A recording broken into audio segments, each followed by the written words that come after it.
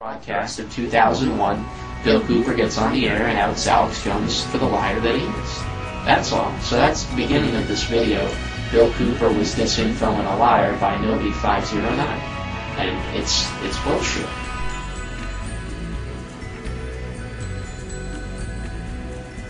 I was not cut off. I did not use any kind of foul language whatsoever.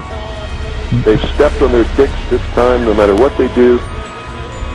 They've stepped on their dicks this time, no matter what they do, they lose, and they know it. Because if they make a martyr out of William Cooper... You know, so what? Bill Cooper just said the truth. And then it goes on to show some clips of Bill Cooper supposedly leaving drunken messages on people's answering machines.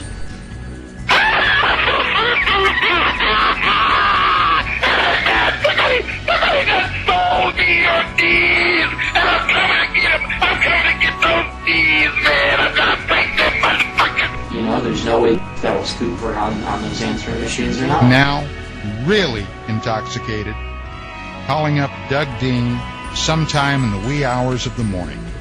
You dumb son of a bitch. If you don't straighten things out, you're the dumbest son of a bitch that ever lived.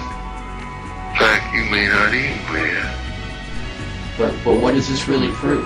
The title of the video is Bill Cooper was disinfo and a liar. This video doesn't prove Cooper was disinfo or a liar. So the title in itself is a lie. There are areas of the moon where plant life grows and even changes color with the seasons. And this seasonal effect is because the moon does not, as claimed, always present the exact same side to the Earth or the Sun. There is an area that wobbles in and out of darkness on a seasonal basis, and it is near this area that the plant life grows.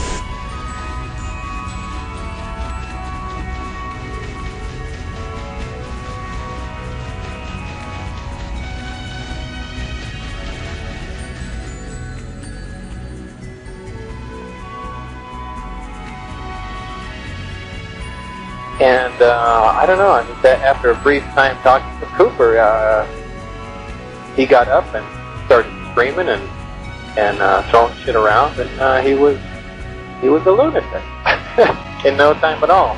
Granted, he was drinking a lot, and there again, both times I met him, he always has some liquor connected to him, not beer or something like that, but always drinking some sort of hard liquor, so I've never seen him in a completely sober state.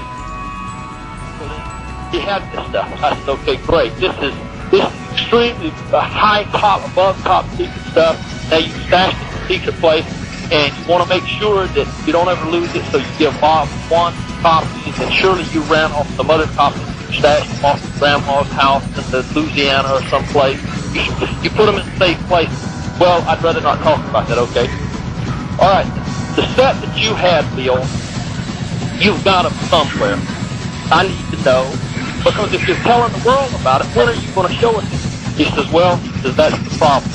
I was living, I believe his family name, they were living there in L.A., and he says, we had a storage garage attached from the house, and he says, in the middle of one night, there was a mysterious fire, and it burned completely to the ground. I said, great, no problem, so the documents were destroyed. I said, now, Bill, I said, this is great. As a reporter, just simply give the address. I'll check with the fire chief. No, I'm not. Too many people have been threatened. Too many people have been hurt. I'm not getting anyone else involved. I said, whoa, wait a minute, Bill. I'm simply going to check a date and an address to verify that there was a fire at that address. In the story. No, I don't want to. I'm not going to do it, Tony. He got... And so the couple times that I've met him, that he writes well, he comes across well, and he's very believable, and that's really unfortunate, because I hate to call someone a psychopath, but he's really crazy. I mean, I'm wondering why Mr. Cooper doesn't name the people who support him. From what I've been reading lately, some of the strongholds of the leaders of the community, UFO community, including Virgil Armstrong, Jim Beebe, Bill Hamilton, Bandini, DeMar, Dennett, Lars Hansen, these people themselves have been putting the facts as the way they see it. Is very much against your presentation of being original and being authentic. As far as your ethics go, they don't seem to think too much of that. And I think this extends to MUFON too. People, how can you comment about that? Well, certainly, I'd be happy to comment about it. The people that you're naming, for instance, Virgil Armstrong has been affiliated with the CIA. Most of his life, he was an intelligence officer in the service. Weren't you in the intelligence in the service? I was. That's right. Oh, that's right. I could feel that way, too. I'll bet you will someday.